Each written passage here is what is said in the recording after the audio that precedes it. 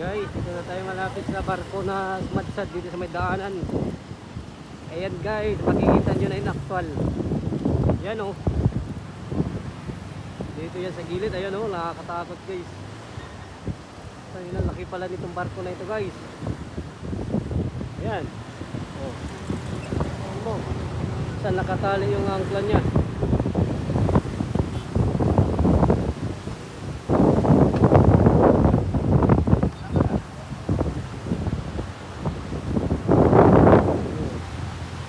Dito naka-angkla guys.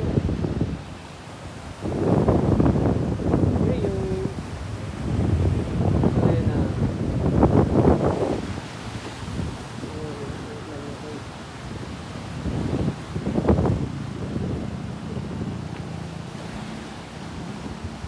Ganda dun siya naka-angkla guys, sa may daanan.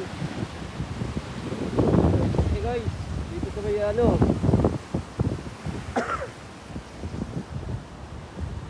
Kasan. Oh, dito may angkla nyo. Ito yung angkla guys.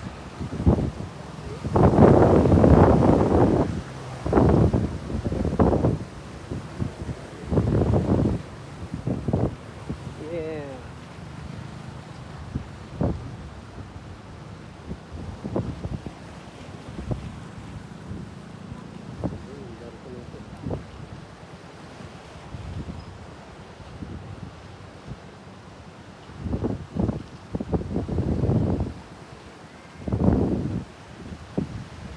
Ito palapit talaga guys.